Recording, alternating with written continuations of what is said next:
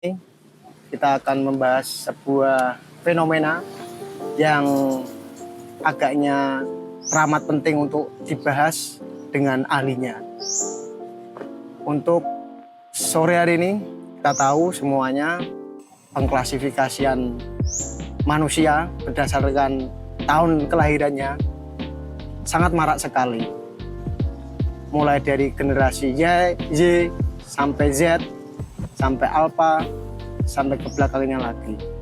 Nah, pada sore hari ini kita akan lebih fokus pada Gen Z yang menurut para pakar memiliki kelahiran dari 1997 sampai 2010 ke atas.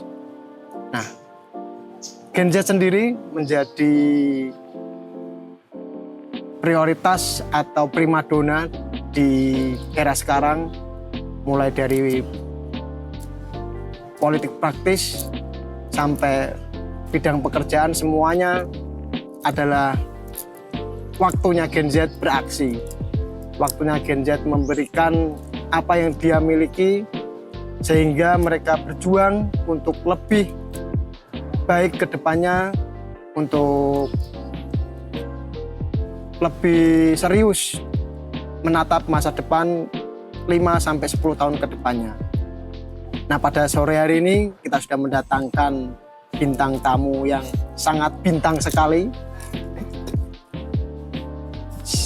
Dia adalah Ketua HMC HES, Hukum Ekonomi Syariah atau biasa disebut Muamalah, anak buahnya Pak Pangat, tahun 2018. Dan sekarang sudah menjadi advokat muda yang sudah malang melintang. Mungkin kita banyak melihat video reelsnya sedikit, yaitu Mas Fajar Andika. Let's go, kita mulai. Enjoy the video.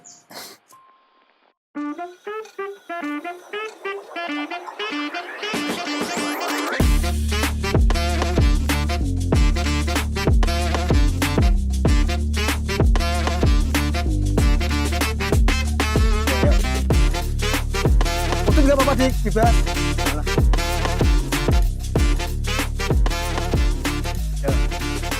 Selamat sore Mas Dika. Sore. Gimana? Rajib. Selamat dulu dong. Gimana kabarnya? Sehat. Kabarnya sehat, tapi rezimnya yang nggak sehat. Baru mulai kayak gini. Jadi kita terakhir kali ketemu 2020 kayaknya. Saya pas saat itu lulus ya. Itu. Iya, itu waktu yang ternyata sudah lama sekali ya. Sudah Udah 4 4 tahun. Jadi Mungkin itu. bentukannya masih begini, masih kurus. Tapi aku yakin sih pengalamannya. Wah, terlalu mengada-ngada ini. Nah, untuk kesibukan harian apa Mas Dika? Kesibukan hariannya muter-muter aja, main-main. Sekarang kebetulan dari mulai setelah kuliah itu ikut gabung di YLBH Semarang.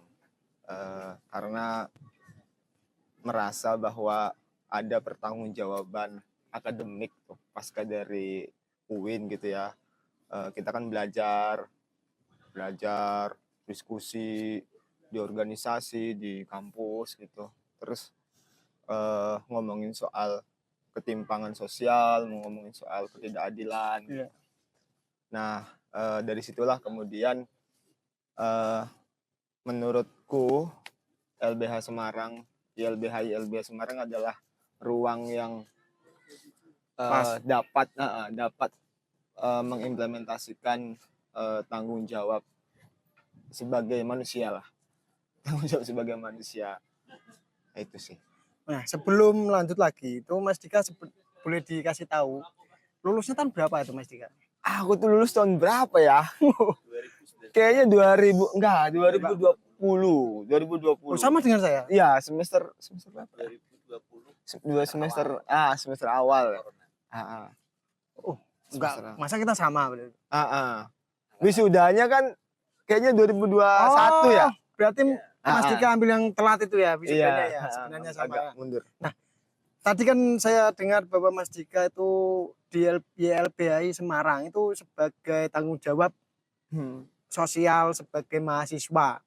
Nah, kalau dikenakan dengan pekerjaan Mas Dika, apakah itu bisa disebut dengan pekerjaan? Kalau di YLBH Semarang itu kita menyebutnya pengabdian. Pengabdian. Karena kalau pekerjaan itu kan dia ada apa ya? Dia sesuatu yang formal gitu ya. Tapi kalau dan gajinya misalnya ngomongin upah gitu ya. Upahnya besar gitu. Nah, kalau di YLBH Semarang itu ya kita mengabdi untuk siapa? Mengabdi untuk masyarakat yang miskin, yang buta hukum, yang marginal, yang mana mereka ini kemudian menjadi korban pelanggaran hak asasi manusia, jadi korban kemiskinan struktural gitu. Ya itu, jadi nggak ada tuh kayak misalkan kalau kayak jam kerja gitu ya, 8 jam kerja gitu ya, nggak ada. Kita bahkan karena kerja advokasi ini kan nggak kenal waktu. Sewaktu-waktu bisa aja masyarakat yang lagi berjuang mempertahankan lingkungan hidupnya agar tidak rusak misalnya. Seringkali kan dikriminalisasi, ditangkap lah sama polisi, kemudian dibungkam. Dan itu negara itu menyerang itu nggak kenal waktu, nggak main-main, nggak kenal waktu mereka tuh. Sehingga ya begitulah kira-kira. Makanya kita ini ya bukan kemudian mendefinisikannya ya sebagai pengabdi bantuan hukum. Walaupun di dalamnya ada orang-orang yang secara formal itu mereka ini adalah pengacara publik. Kita bilangnya ini pengacara publik. Nah, sekalian untuk pengetahuan bersama-sama, ini ada pertanyaan dari Instagram dari Mas Renges. Nama aslinya itu saya lupa nama Renges siapa ya? Mas Ihsan. Nah, itu tanya bedanya LBH sama kantor advokat itu apa Mas Dika? Oke. Nah, ini menarik nih.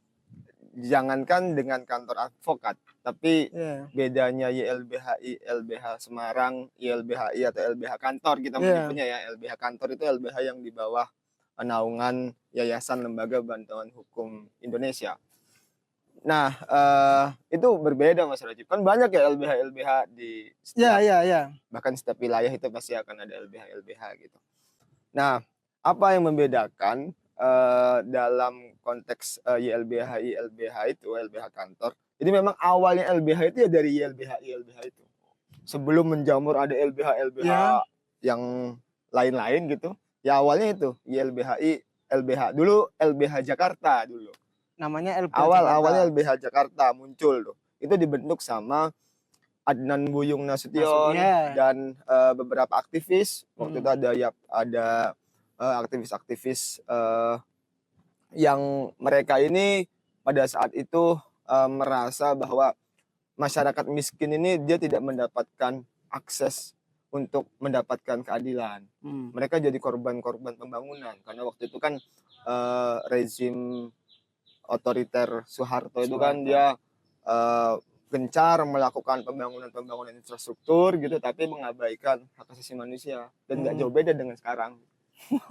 Nah, kemudian akhirnya dibentuklah itu banyak korban-korban penggusuran. Waktu itu ada salah satu kasus yang awal didampingin oleh LBH Jakarta itu namanya kasus penggusuran Simpruk di Jakarta. Tahun berapa itu? Tahun berapa? 70-an. 70-an itu ya? 60-an, 60-70. Kemudian itu diadvokasi dan selain itu juga kasus 65, genocide 65 itu korban-korban 65 kan yang tidak mendapatkan keadilan itu. Nah, kemudian LBH Jakarta itu dan YLBHI waktu itu kan bentuk Yayasan Lembaga Bantuan Hukum Indonesia dan kemudian baru melahirkan beberapa kantor di setiap provinsi. Nah, kan LBH kantor yang ada di bawah YLBHI itu biasanya akan menggunakan nama ibu kota provinsi. Sekarang itu udah ada 18 kantor dari Sabang sampai Merauke. Pasti akan menggunakan nama ibu kota provinsi. Kayak Semarang, Jawa Tengah, LBH Semarang. Ruang lingkup kerja advokasinya ya se-Jawa Tengah. terus LBH Jogja, LBH Surabaya, terus LBH Lampung, Bandar Lampung, LBH Bandung, LBH Jakarta, LBH Medan, itu kira-kira. Nah, kemudian apa yang membedakan? Yang membedakan itu adalah kita punya namanya ideologi kerja bantuan hukum struktural. Apa itu? Jadi gerakan bantuan hukum struktural. Gerakan bantuan hukum struktural itu tujuan dari LBH kantor itu tidak hanya menyelesaikan kasus-kasus yang sedang didampingi. Jadi tujuannya lebih jauh dari itu. Berarti ada Nah, pencegahan gitu. iya, jadi kasus-kasus yang akan didampingi itu kan kasus-kasus yang dia sifatnya struktural. Pertama. Kemudian yang kedua, di dalamnya itu adalah ada unsur pelanggaran hak asasi manusianya. Karena komitmen kita adalah penegakan HAM. Nah, kasus-kasus struktural itu contohnya gimana? Contohnya kayak misalkan ada pencemaran lingkungan yang dilakukan oleh pabrik-pabrik tuh di Jawa Tengah ini kan banyak sekali kan pabrik-pabrik. Nah, banyak pabrik-pabrik yang kemudian tidak taat tuh terhadap perlindungan terhadap lingkungan gitu. Yang jadi korban siapa? Yang jadi korban adalah masyarakat sekitar. Nah, kemudian itulah yang nanti akan menjadi fokus dampingan dari LBH Semarang. Jadi nggak semua kasus. Kalau kasusnya itu kasus perdata biasa, kasus pidana biasa gitu, yang tidak ada unsur strukturalnya. Kalau dalam kasus konteks pidana tuh misalkan gini, Mas Rajib misalkan, Rajib vokal untuk menyuarakan ketimpangan atau ketidakadilan di satu perusahaan misalkan, bikin serikat buruh, tiba-tiba terus Mas Rajib dipidanakan tuh, dikriminalisasi. Nah, itu yang kemudian jadi fokusnya LBH Semarang dalam konteks pidana. Atau misalkan ada korban, sekarang kan lagi marak ya, korban-korban kekerasan seksual tuh. Banyak. Kasus KS itu kan sekarang lagi marak tuh. Nah, itulah yang kemudian jadi fokus LBH Semarang untuk kemudian mendampingi korbannya. Itu nanti masuknya kasus pidana juga tuh. Atau misalkan Mas Rajib ikut aksi, demonstrasi bareng sama mahasiswa, sama buruh, sama tani, Mas Rajib ikut aksi, tiba-tiba ditangkap polisi. Nah, itu yang kemudian jadi fokus LBH Semarang. Karena apa? Karena tadi dia telah atau negara telah melakukan pelanggaran hak asasi manusia tuh. Padahal Mas Rajib kan lagi menyuarakan pendapatnya, sedang melakukan penikmatan sebagai manusia yang hidup di negara demokrasi. Tapi kenapa kok justru ditangkap? Nah, itulah bedanya. Kalau LBH lain di luar YLBHI itu dia tidak mempunyai tadi tuh ideologi working gerakan bantuan hukum struktural tadi. Jadi semua kasus mungkin bisa jadi akan masuk mereka. Ke LBH itu. Nah, kita tuh nggak begitu gitu. Terus kemudian metode-metode yang dilakukan itu dalam gerakan bantuan hukum struktural itu tadi gak hanya menyelesaikan kasusnya, tapi juga bagaimana nantinya dalam kasus ini juga ada perubahan sosial tuh. Nah, perubahan sosial itu tidak dimungkinkan ketika tidak ada gerakan rakyat. Contohnya apa itu, Mas? Jadi misalkan dalam konteks hak atas tanah warga dirampas ya tanahnya gitu. Warga dirampas, kemudian warga kan mau menuntut kembali pertanggungjawaban kepada negara agar tanahnya dikembalikan gitu. Nah, karena kondisi atau watak negaranya yang udah terkontaminasi dengan neoliberalisasi, jadi ya akhirnya produk-produk hukumnya itu adalah produk-produk hukum yang melegitimasi perampasan lahan gitu. Nah, sehingga untuk membawa kembali negara itu berada pada rule-nya, ya perlu ada dorongan-dorongan kuat tuh. Makanya kami meyakini bahwa solidaritas antar buruh, tani, mahasiswa itu adalah hal yang penting untuk mewujudkan perubahan sosial tadi. Gitu. Jadi kasus itu hanya sebagai, kalau dalam gerakan bantuan hukum struktural itu sederhananya adalah case itu hanya menjadi pintu masuk untuk melahirkan tatanan sosial yang berkeadilan gitu. Berarti untuk pada intinya semuanya pastinya pro bono itu ya Mas Dika ya. Iya, kita Betul. LBHI itu nggak boleh untuk kemudian datang kemudian meminta uang ke Misalkan dikasih masyarakat uang gitu. rokok gitu. Malah lari kami. Dikasih Kami uang rokok lari. lari. Jangan dikasih uang, dikasih uang rokok. Bahkan kadang-kadang kan itulah menariknya. Jadi dalam gerakan bantuan hukum struktural itu LBH itu nggak boleh dijadikan sebagai pahlawan. Loh, nggak boleh. malah Nggak boleh itu. tampil, nggak boleh kemudian ada di depan loh.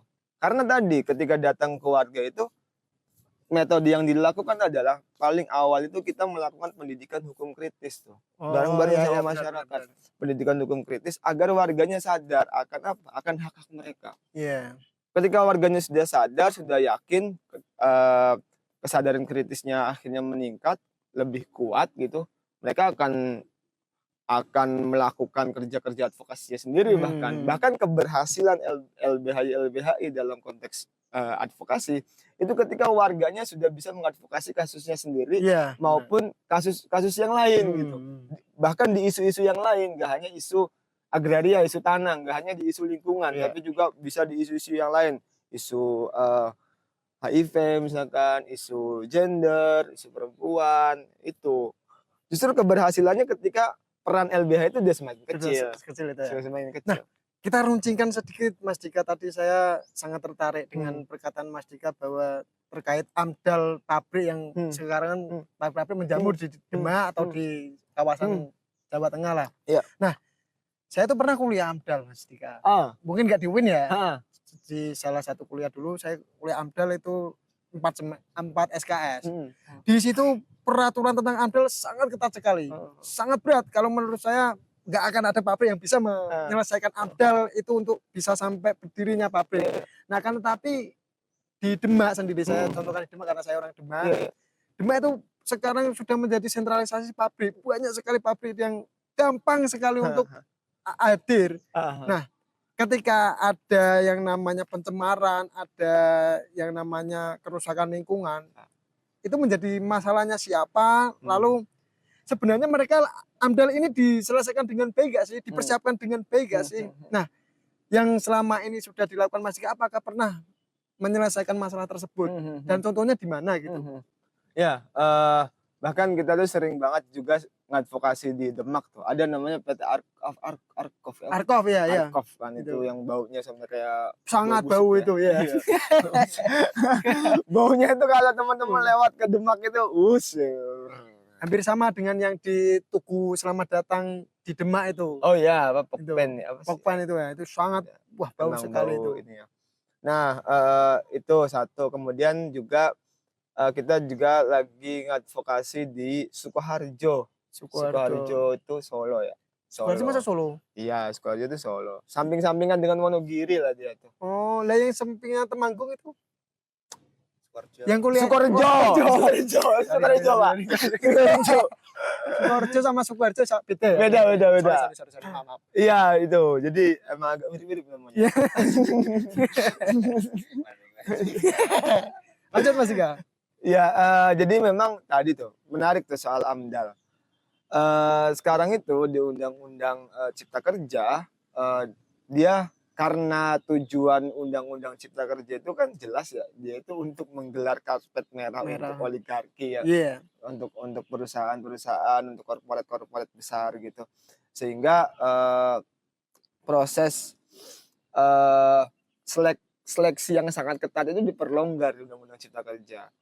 Bahkan sekarang udah ada pengklasifikasian bahwa ada beberapa perusahaan yang dia nggak perlu untuk ada AMDAL-nya. Ada perusahaan. Masa iya, Mas? Iya, nanti kita cek di Undang-Undang Cipta Kerja itu. Nanti kita bisa lihat di video ini, bisa dijadikan sebagai footage tuh kalau bisa ya. Editor bekerja. Nah, itu ada beberapa. Terus yang kedua adalah mengenai AMDAL. Kemarin kami baru aja dapat surat Mas Rajib. Dapat surat dari Kementerian, dari Dinas Pusdataro. Mana itu? Kalau nggak salah Dinas Pusdataro apa DLHK ya? Kabupaten atau Provinsi. Provinsi langsung. Jadi dia bilang bahwa AMDAL itu saat ini bukan menjadi dokumen publik. Oh, begitu ya? Iya, padahal kan itu adalah dokumen dari dulu itu adalah dokumen publik agar apa tujuannya kan masyarakat luas agar bisa mengecek mana yang sebenarnya kelayakan ini. Karena itu adalah penentuan untuk melanjutkan proses izin lingkungan. Benar sekali. Kalau AMDAL yang nggak benar, ya izin lingkungannya nggak muncul. Izin lingkungannya nggak muncul, pabrik tidak bisa berdiri gitu. Semuanya menganggur. Nah, karena tadi tuh terus untuk memperlonggar itu justru negara memberikan kelonggaran tuh. Akhirnya kan mengabaikan hak atas lingkungan. Berpotensi untuk memperparah kerusakan lingkungan tuh. Karena AMDAL-nya nggak ketat, bahkan pengawasannya nggak jelas. Itu yang. Terus yang kedua adalah hari ini di Undang-Undang Cipta Kerja dulu itu organisasi-organisasi atau warga terdampak yang ada di sekitar wilayah itu akan dilibatkan dalam proses pembentukan AMDAL. Dulu sebelum Undang-Undang Cipta Kerja. Sekarang ini udah dihapuskan. Gimana? Nah, kemudian tadi proses sidang AMDAL itu biasanya dia mendapatkan, kalau katanya salah satu ahli dari ada salah satu ahli itu dia bilang ada namanya 8 tingkatan partisipasi publik. Jadi partisipasi publik itu bukan hanya sosialisasi, bukan ketika programnya sudah, dokumennya sudah jadi terus kemudian disosialisasikan, nggak begitu. Partisipasi publik adalah dia yang kemudian benar-benar mendengarkan, kemudian mempertimbangkan apa yang menjadi suara-suara dari masyarakat sekitar. Gitu. Putusan MK kan bilang gitu tuh, harus ada meaningful participation. Harus ada partisipasi yang bermakna. Dalam proses AMDAL itu yang pada faktanya hari ini, justru partisipasi itu dilakukan oleh orang-orang yang sudah dikondisikan oleh perusahaan-perusahaan. Biasanya dengan elit-elit desa tuh. Iya, benar sekali. Elit-elit desa kan tinggal minta tanda tangan gitu kan, selesai menganggap bahwa semuanya udah clear di masyarakat gitu. Padahal masyarakat yang berdampak langsungnya, mereka tidak benar-benar setuju dengan proses itu karena partisipasinya nggak jelas gitu. Nah kemudian ketika sidang AMDAL karena orang-orangnya sudah terkondisikan gitu kan, ya akhirnya kemudian izin lingkungan itu keluar. Sangat mudah. Nah, yang terjadi apa? Yang terjadi adalah ketika pabriknya sudah beroperasi karena proses AMDAL-nya nggak jelas, yang lahir adalah pencemaran lingkungan. Selama ini paling parah di mana, Mas Dika? Yang kita advokasi itu di PT tadi Sukoharjo itu dia pabriknya pabrik, kita pakai kaos nih, tekstil. Sejak sebelum tekstil, tapi pengolahan benang. Jadi benang. Jadi dari serat rayon.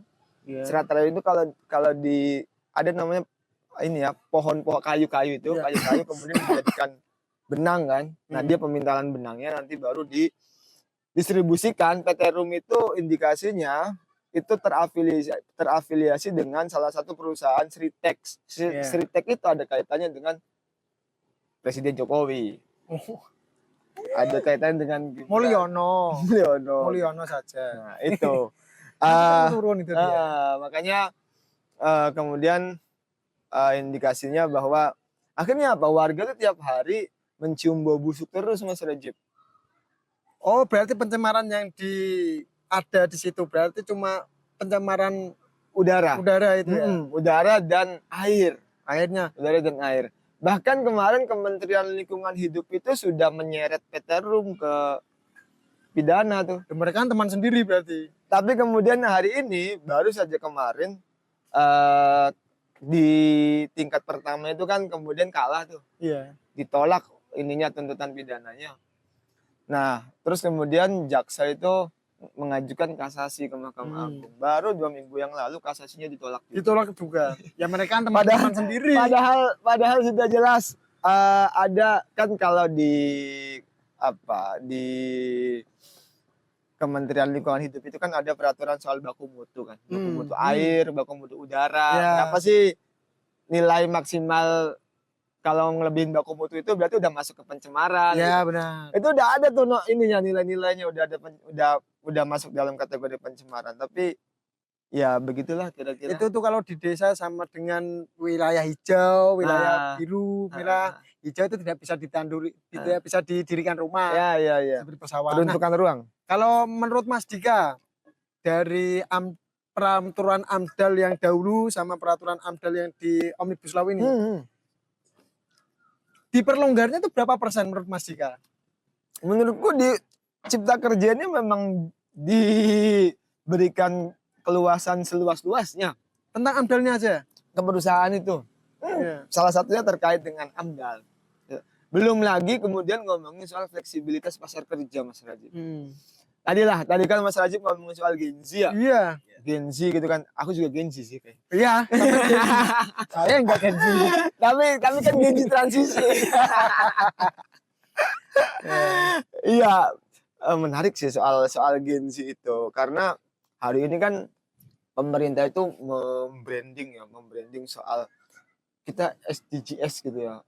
Indonesia Emas 45 tahun 2045 itu kan katanya Indonesia akan mencapai puncaknya gitu, Itu puncak seperti kemasannya gitu kan, seperti itulah. Win ya. Nah, tapi kemudian ternyata pada faktanya nggak begitu tuh. Kenapa? Karena anak-anak muda sekarang itu menjadi, kalau kita sadar ya, kita ini sebenarnya menjadi korban fleksibilitas pasar kerja, Mas Rajib. Kenapa begitu? Pertama, hari ini itu kan aku coba mau meruntut dari pola-pola perampasan lahan yang sekarang masif terjadi. Nah, pola-pola perampasan lahan itu sekarang lahan-lahan masyarakat ya, tanah-tanah rakyat gitu, tanah-tanah petani yang kemudian marak dialihfungsikan untuk kawasan industri, kemudian untuk pembangunan infrastruktur pendukung kayak PLTU, jalan tol dan lain sebagainya. Itu kan kemudian dialihfungsikan dengan dalih proyek strategis nasional tuh. Di Jawa Tengah itu berdasarkan Permenko nomor 7 tahun 2023, Permenko Ekonomi itu ada 34 atau 35 proyek strategis nasional yang ada di Jawa Tengah. Termasuk bendungan, semuanya itu memang dipersiapkan untuk menyokong kawasan-kawasan industri itu. Nah, kemudian tadi tuh, ketika masyarakat sudah kehilangan tanah-tanah garapan mereka, sudah kehilangan sumber daya agraria mereka, yang mereka punya kan akhirnya tinggal tenaga tuh. Tinggal tenaga kan. Tinggal tenaga yang kemudian akhirnya tenaga itu mereka jual ke perusahaan. Nah, karena jumlah orangnya itu memang sangat banyak, banyak sekali anak-anak muda, kemudian terus pertanyaannya gimana dengan orang-orang tua yang sudah berumur? Berumur itu dalam artian yang menurut logika negara dan perusahaan itu sudah tidak lagi produktif. Ketika tanah mereka sudah dirampas, padahal dulu mereka masih bisa garap sawah, mereka masih bisa melakukan aktivitas gitu. Tapi ketika sudah hilang, kemudian berdiri pabrik, apakah mereka ini orang-orang ini bisa masuk ke dalam pabrik itu? Kan nggak bahkan mau. Nah, terus kemudian yang kedua adalah anak muda ini juga hari ini kan kemudian di dalam Undang-Undang Cipta Kerja itu memasifkan soal outsourcing tuh, Mas Rajib. Outsourcing itu kan pola kerja yang nggak jelas, jaminan kerjanya nggak jelas, jaminan haknya nggak jelas. Belum lagi ngomongin soal upah normatif tuh, upah normatif yang tidak sesuai dengan kondisi pada mereka gitu, pada masyarakat, pada kita gitu. Bayangkan misalkan hari ini karena tadi banyaknya kita menganggap bahwa kita surplus demografi gitu ya. Itu kan yang diagung-agungkan gitu. Surplus demografi ini sebenarnya ya itu menjadi sasaran atau sasaran eksploitasinya perusahaan. Karena gini, logikanya misalkan aku korporasi nih. Karena peraturannya memperbolehkan adanya outsourcing, pembatasan waktu gitu kan. Aku bisa aja sewaktu-waktu akan mem-PHK Mas Rajib. Mas Rajib mau menerima atau enggak, ya mau enggak mau harus menerima gitu kan. dipaksa untuk itu. Karena apa? Aku bisa ngambil orang tenaga lain yang udah menunggu. Jadi itulah kemudian kalau kita mendefinisikannya sebagai fleksibilitas pasar kerja. Ya akhirnya membuat hak-hak pekerja itu tidak terpenuhi gitu. Hak normatifnya tidak terpenuhi. Belum lagi terus kemudian ketika kita mau mendirikan serikat kerja. Sebentar Mas Dika, sebelum itu tadi kan sudah jelas ya di Mas Dika ya. Saya kok karena saya itu korban. Korban budak korporat. Kita ini korban. Kita ini korban. Saya sekarang sudah merasakan apa yang diomongkan Mas Dika. Kita ini korban. Apa yang ditawarkan Mas Dika dan teman-teman itu di LBHI atau di perserikatan yang diikuti Mas Dika tentang permasalahan tadi, tentang apa itu pengekangan, tentang pekerjaan tadi. Apa yang ditawarkan Mas Dika itu? Jangan mengkritik-kritik saja. Kasih solusi. Ini kayak pemerintah, mana solusinya gitu kan. Yang pertama, kalau ngomongin soal solusi, yang harus diperhatikan adalah negara itu kan sudah dikasih uang sama kita ini kan. Kita yang bayar pajak kan. Kita bayar pajak untuk bayar mereka. Seharusnya yang cari solusi itu ya mereka. Enak banget kita yang harus cari solusi. Enggak, saya kan bertanya kalau Mas Dika minta solusi. Enggak mungkin kalau saya tiba-tiba keluar dari perusahaan nanti orang tua saya marah gitu. Ya siapa tahu nanti ya. Coba biasanya yang menjadi korban PHK sepihak, kemudian upah yang murah. Itu ketika posisi tawarnya buruh itu tidak besar. Jadi kemudian apa yang harus dilakukan? Berserikat. Pertama di dalam pabrik-pabrik, di dalam perusahaan-perusahaan itu perlu adanya serikat kerja. Fungsinya untuk apa? Fungsinya adalah untuk menjadi penyeimbang, untuk menjadi untuk memfungsikan sebagai fungsi kontrol agar ketika adanya pelanggaran-pelanggaran di isu ketenaga kerjaan itu bisa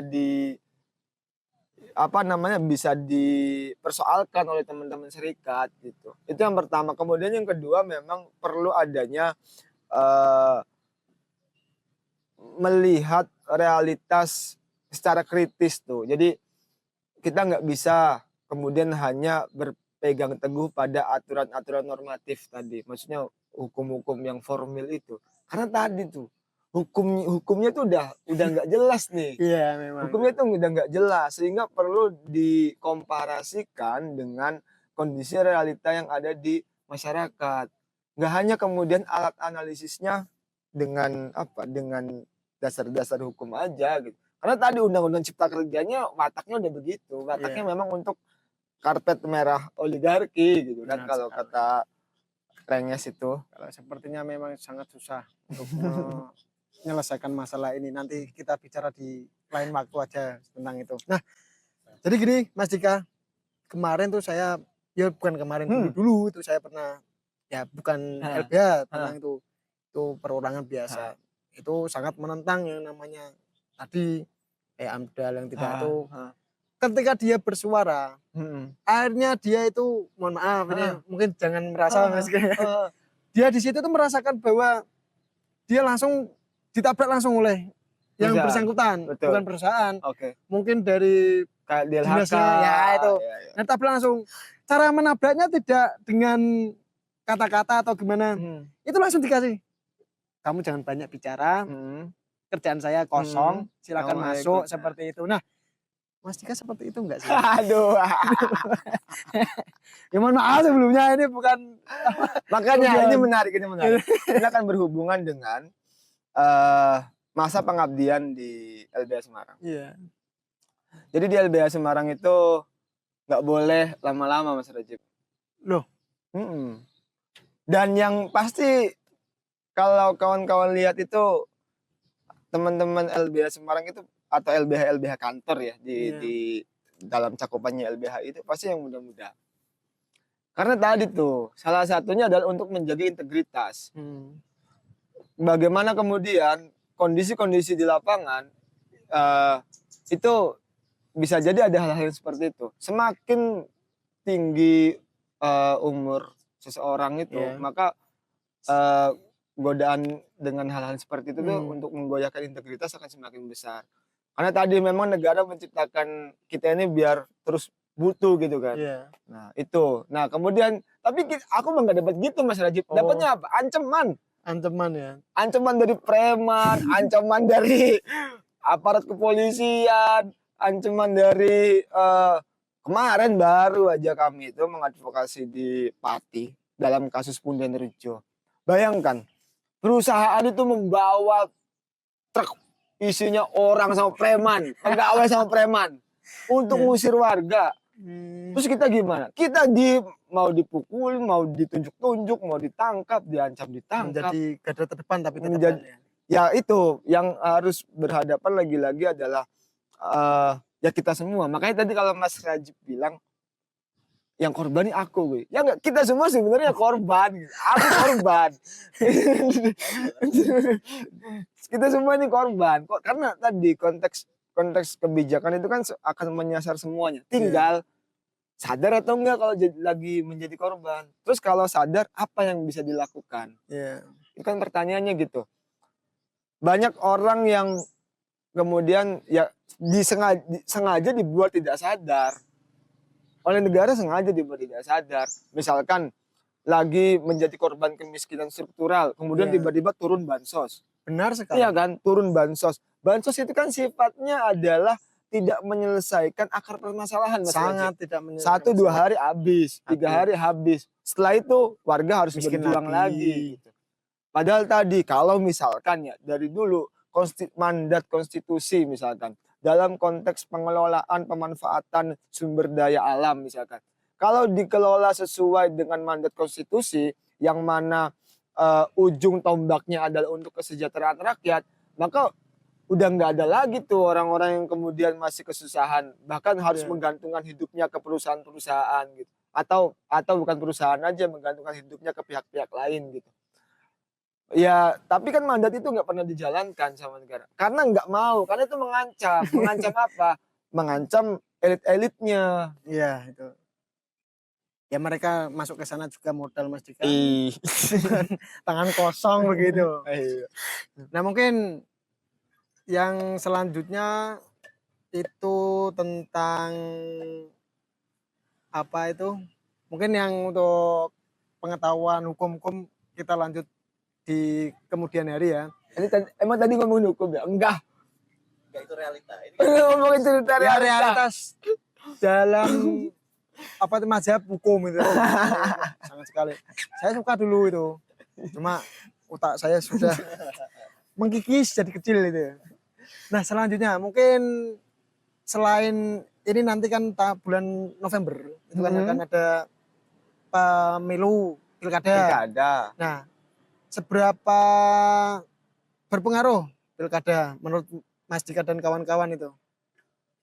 Nggak ada sama sekali ya. Ini yang maju malah serem-serem semua kan. Yang satu dari yang warna coklat dan satu dari yang warna goreng-goreng.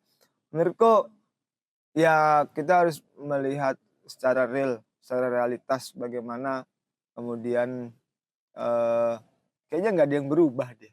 Masih belum ada ya? Karena tadi kita nggak pernah kan Mas Rajib diberikan kelonggaran untuk mengajukan mengajukan orang-orang yang memang dimandatkan dari kita. Yang bisa mengajukan orang-orang elit-elit. Benar. Dari partai-partai politik. Yang kemudian partai-partai politik itu sudah lagi tidak punya keinginan untuk merubah landscape kondisi ketidakadilan ini kan. Nah, masalahnya ini Mas Dika. Ini mungkin agak memusingkan dikit ya. Jadi begini Mas Dika, ini sepengetahuan saya dan pengalaman saya dulu ketika di Demak, ya saya di kota sana aja di Demak. Saya nggak enak sama teman-teman saya dulu yang ikut kecemplung gitu. Nah, dahulu saya ketika ya agak aktif lah di Demak, di situ kan saya dan kawan-kawan mungkin diberi batasan sama senior atau teman-teman yang lain, janganlah ikut nyemplung di situ atau bagaimana. Nah, kalau paradigma itu seperti itu dulu saya ya. Jadi saya tidak secara terang benderang membantu ini atau ya pada intinya dulu tuh kita untuk membantu salah satu paslon agar nanti kedepannya minta kue juga. Nah, kalau yang sekarang ini adik-adik saya, mungkin adik-adik saya. Adik-adik ya. Nah itu lebih jelas Mas Dika. Oh. Nah, lebih jelas seperti itu, mereka benar-benar memang terjun langsung dan tidak malu, tidak risih bahwa nanti ketika sudah di situ apakah memang benar-benar bisa mendapatkan kue atau apapun itu. Itu menurut paradigma Mas Dika bagaimana itu? Pola-pola seperti ini. Ini kita berbicara Gen Z secara umum melakukan seperti itu padahal organisasinya bukan organisasi yang apa namanya itu? Bukan organisasi Politis. yang politis lah, praktis seperti itu. Nah, melihat hal tersebut, menurut pandangan Mas Dika bagaimana? Agak menantang ya. Gitu. Iya, 5 menit lagi. tapi menarik tuh soal tadi. Ini tidak hanya berkaitan dengan organisasi daerah ya, tapi juga berkaitan dengan organisasi yang ada di kampus-kampus juga, organisasi ekstra juga gitu kan. Ya kalau secara pandangan gitu kan mandatnya organisasi-organisasi mahasiswa ini kan sebenarnya mandatnya untuk nemenin rakyat gak sih?